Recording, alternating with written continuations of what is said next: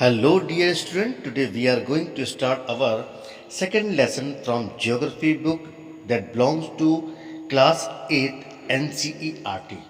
तो बेटा अगर आपको वीडियो अच्छा लगता है तो आप चैनल को सब्सक्राइब करते रहें, लाइक करते रहें और कमेंट करते रहें। इससे हमें भी बेटा मोटिवेशन मिलता है और आपको भी बेनिफिट मिलता है।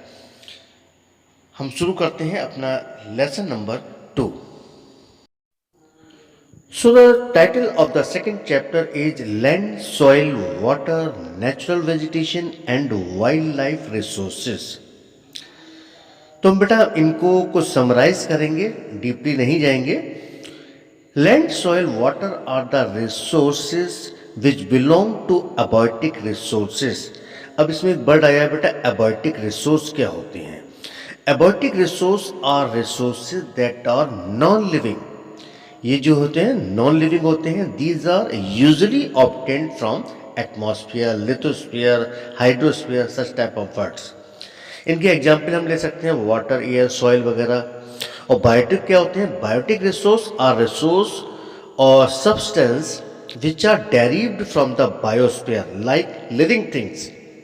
इनमें एग्जाम्पल हम लेते हैं animal, birds and fish.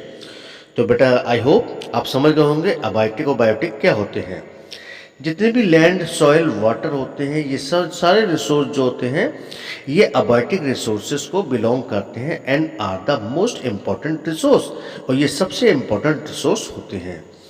Where as natural vegetation and wildlife resources come under biotic resources.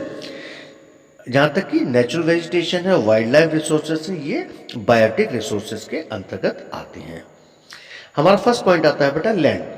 Land is among the most important natural resource. इन सब में लैंड जो है सबसे इंपॉर्टेंट नेचुरल रिसोर्स है। Land covers about 30% of the total area of the earth surface. जो हमारी land है अर्थ सरफेस का 30% टोटल एरिया को कवर करती है। 90% of the world population occupies only 30% of the land area. हमारी जो वर्ल्ड की जो 90% पॉपुलेशन है वो केवल 30% लैंड को ही कवर करे हुई है। The remaining 70% of land is इधर स्पार्सली पॉपुलेटेड और अनइनहैबिटेड।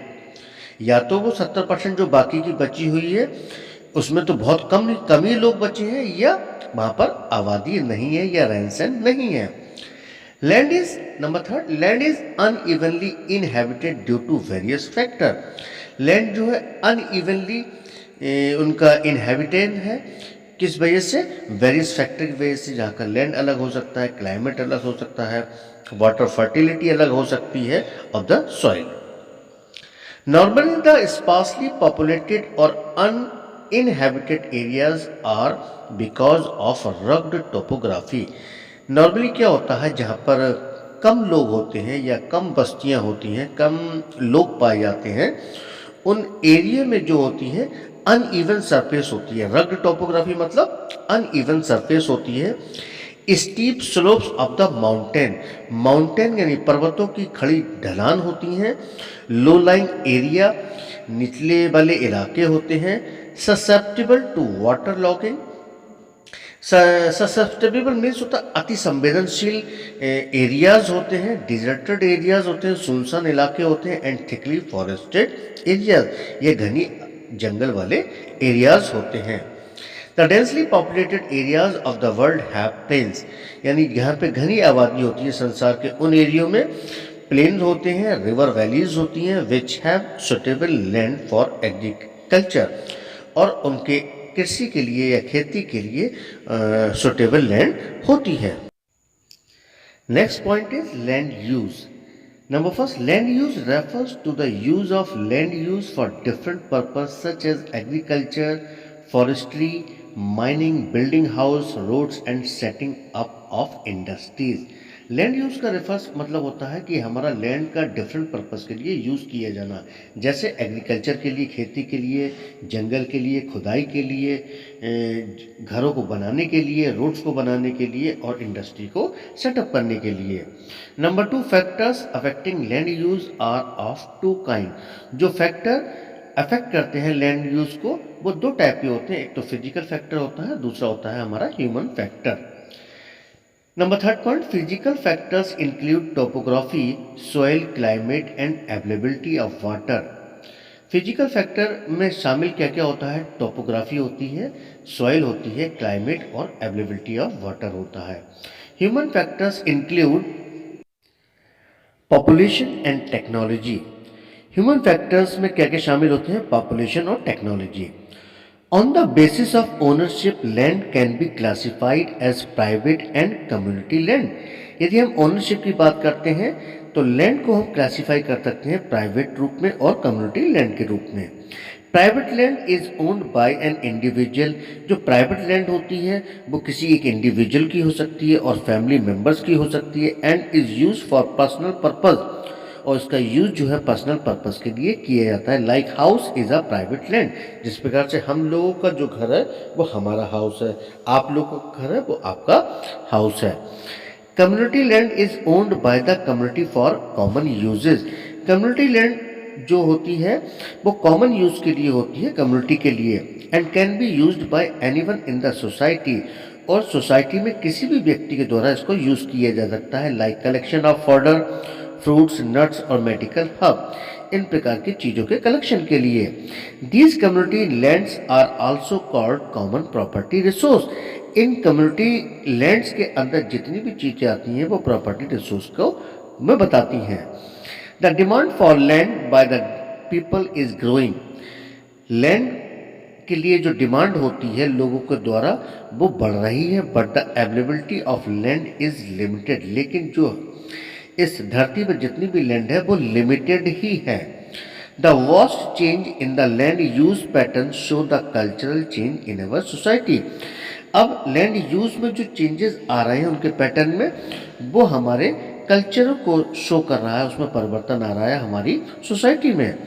Land degradation, landslide, soil erosion, desertification are the major threats to the environment. अब हमारे पर्यावरण को land degradation, landslide, soil erosion, desertification जो है बहुत बड़ा खतरा है। Because of the expansion of agriculture, क्योंकि खेती में विस्तार हो रहा है, उनका फैलाव हो रहा है, एंड कंस्ट्रक्शन एक्टिविटीज, और बिल्डिंग निर्माण का कार्य चल रहा है। इस वजह से कंजर्वेशन ऑफ लैंड रिसोर्स, यानी जो लैंड रिसोर्स का संरक्षण कैसे हो रहा है। नंबर फर्स्ट है इसमें growing population and their ever growing demand, यानी बढ़ती हुई जनसंख्या और उनकी बढ़ती हुई demand has led to a large scale destruction of forest, जिसकी वजह से क्या हो रहा है, बहुत अधिक संख्या में फॉरेस्ट का विनाश हो रहा है, and arable land and has created a fear of losing this natural resource, यानी बहुत अधिक संख्या में इन फॉरेस्ट का, इन एरेबल लैंड का विनाश हो रहा है, और एक डर पैदा हो गया है इस प्रकार के नेचुरल रिसोर्स के खत्म होने का। Number two, the present rate of degradation of land must be checked. जो लैंड विनाश की ओर हो रही है वर्तमान में, इसको चेक किया जाना ही चाहिए। The common methods used to conserve land resources are afforestation। जो कॉमन मेथड अपनाए जा रहे हैं लैंड को कंजर्व करने के लिए वो है afforestation, land reclamation, regulated use of chemical pesticide, यानी जो रेगुलर यूज जो हो रहा है केमिकल पेस्टिसाइड, कीटनाशक दवाओं का, एंड फर्टिलाइजर्स और खादों का, एंड चेक ऑन ओवरग्रेजिंग, और जो जानवरों से चरवा दिया जाता है उनके लिए। नेक्स्ट पॉइंट है हमारा soil. Soil is the thin layer of granny substance covering the surface of the earth. Soil एक पतली परत होती है जो कि हमारे धरती के सरफेस को कवर करती है। Soil is made up of organic matter. Soil जो है ऑर्गेनिक मैटर से बनी होती है जिनमें मिनरल्स होते हैं, एंड विदर्ड रॉक्स, और नष्ट हुई चट्टानें होती हैं, फाउंड ऑन अर्थ, जो कि हमें धरती में मिलती हैं। Soil profiles refers to the layered structure which spreads from the parent rock to the top soil surface। Soil profile जो है layered structure को रेफर करती है जो कि parent rock से टॉप soil के surface तक फैली होती है। The four layers of soil profile are first layer, यानी जो सॉइल की जो लेयर होती है वो फर्स्ट लेयर को हम टॉप सॉइल कहते हैं विद ह्यूमस एंड वेजिटेशन होता है उसमें।